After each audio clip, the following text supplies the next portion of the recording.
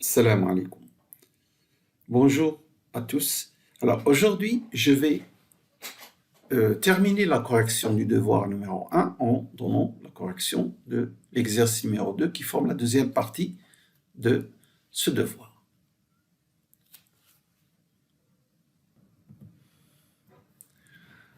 Voici donc l'énoncé de cette deuxième partie qui est cet exercice où on considère l'espace L2 des suites de nombres complexes de carrés sommables, c'est-à-dire ceci, cette série est convergente. Alors cet espace L2, comme vous le savez, il est muni de son produit scalaire habituel qui est ici, vous voyez, donc qui induit la norme qui sera racine de x produit scalaire avec x, c'est-à-dire la racine de cette quantité-là, de cette somme. Je rappelle une base hilbertienne, la base hilbertienne canonique de L2, c'est la suite, c'est l'ensemble des éléments de la suite En. Chaque En est lui-même une suite dans C. Alors, En, c'est la suite dont tous les termes sont nuls, sauf au rang petit n, où nous avons 1. Donc, on peut le résumer la définition de N par les symboles de Kronecker, donc delta NN égale 1, c'est-à-dire l'élément de En au rang 1, au rang petit n, et tous les autres sont nuls. Alors on considère cette application linéaire F définie de... Enfin, je ne vais pas dire linéaire puisque la question c'est montrer qu'elle est linéaire. Donc on considère cette application F définie ainsi, pour tout de suite x appartenant à L2, montrer que f est une forme linéaire, continue et calculer sa norme. Nous allons voir la solution tout de suite. Alors, f de x est défini ainsi. Alors, si je regarde bien ceci, je vois que, puisque je sais que le produit de x avec un élément e petit n, ça donne xn. Donc, ce f de x n'est autre que le produit scalaire de x avec cet élément-là. Alors, pour avoir moins de xn plus 1, donc je fais le produit scalaire de x avec moins cet élément, moins de en plus n, l'élément de la base canonique. Et pour avoir xn plus 2, donc c'est le produit scalaire de x avec en plus 2. Et donc, grâce à la linéarité, f de x s'exprime donc sous la forme x produit scalaire avec a. À calculer ce produit scalaire, vous allez voir exactement c'est égal à ça. Or, le théorème de Riesz nous dit que toutes les applications de ce type-là sont des formes linéaires continues de normes petites. Donc, on a la linéarité de f tout de suite parce qu'elle s'exprime comme ça pour tout x. Donc, elle est linéaire et elle est continue. Elle est continue. De plus, sa norme, c'est la norme de cet élément A, avec lequel elle est définie. Norme de A. Et puisque cet élément A est ainsi, donc c'est quoi A? C'est la suite dont tous les termes sont nuls, sauf au rang petit n, vous avez 1, au rang n plus 1, vous avez moins 2, et au rang n plus 2, vous avez 1. Donc le produit scalaire, c'est la racine des carrés de 1, carré de 1, plus carré de 2, plus carré de 1, et donc ça donne racine de 6. Ainsi, grâce à l'écriture de f sous la forme que nous dit le théorème de Riesz, elle est linéaire, elle est continue, et sa norme, c'est ça. Donc f, voilà la réponse à la question numéro 1.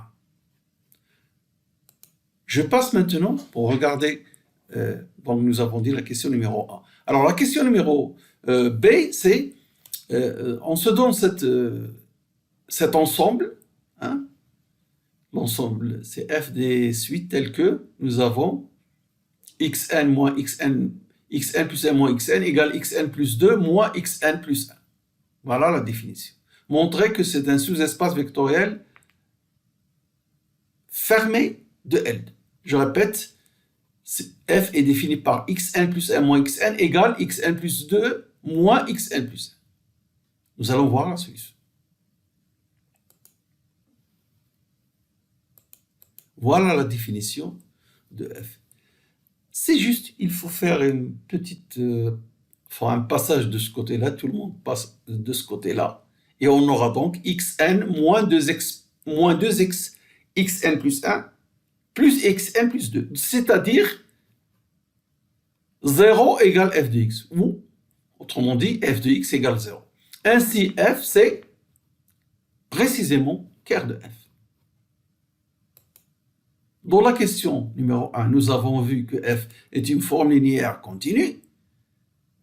Alors, le noyau d'une forme linéaire continue, la linéarité nous donne que f est un sous-espace vectoriel et la continuité nous donne qu'il est fermé.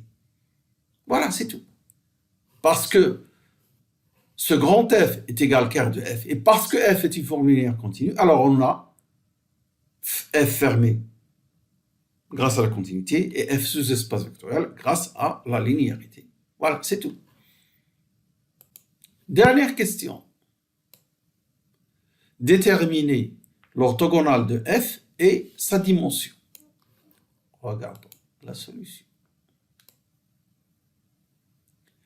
Nous avons vu que, dans la première question, dans la correction de la première question, que f de x se présente ainsi. Donc f est égal, grand F égale les x tels que produit scalaire de x avec ce petit a égale 0.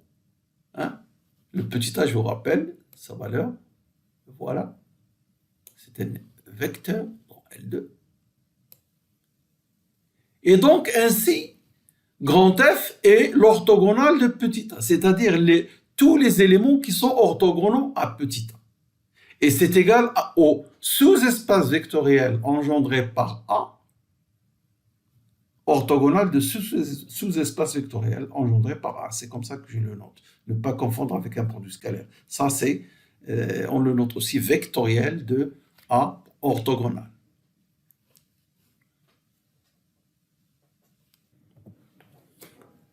Donc, pour la notation, si vous n'aimez pas cette notation, l'écriture du vectoriel de A, alors vectoriel du singleton A, vectoriel du vecteur A, en fait, orthogonal. Alors, quand j'applique l'orthogonale de f, donc j'aurai l'orthogonale de ce sous-espace vectoriel engendré par A deux fois. Or, ceci, c'est précisément l'ensemble A engendré par A. Alors, cette relation vient du théorème de la projection orthogonale où nous avons vu que si, alors je l'ai noté f dans le théorème, donc pour ne pas confondre avec ce f-là, si vous avez S, grand S est un sous-espace vectoriel d'un espace de Hilbert, qui est complet, alors S orthogonal est égal à S, à condition que ce S soit complet. Théorème, je rappelle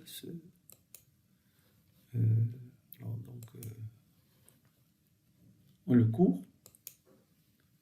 Alors, ce n'est pas le F de notre question, le cours, ça c'est le cours. Donc, mettez ici S. S est égal S orthogonal, à condition que ce S soit un sous-espace vectoriel complet. Dans notre cas, qui joue le rôle de ce S? C'est ce F, c'est cet ensemble. Il est complet parce qu'il est fermé dans L2, parce que c'est un sous-espace vectoriel engendré par un élément, il est de dimension 1. Et de dimension finie égale à 1 ici. Voilà, donc l'orthogonale de ce sous-espace vectoriel, celui-là, engendré par A, égale. Alors la faute que font certains étudiants, c'est que ils écrivent est égal à A et ils s'arrêtent là. Là, ils s'arrêtent là. Alors après, ils font F orthogonal, c'est petit a orthogonal, et ils trouvent le singleton A. Alors c'est faux parce que un orthogonal est toujours un sous-espace vectoriel. Si vous trouvez le singleton, ça ne marche pas. Il ne contient même pas le 0, le singleton A. Où est l'erreur? C'est que ce résultat c'est vrai pour un sous-espace vectoriel, pas le f de notre exercice. Mettez ici un grand S. C'est vrai si S est un sous-espace vectoriel de E. Ce n'est pas vrai pour un singleton. Alors donc, faites bien attention. Alors, alors on passe de A orthogonal à ça parce que c'est vrai, quel que soit l'ensemble A, grand A, son orthogonal, c'est le sous-espace engendré par ce grand A orthogonal.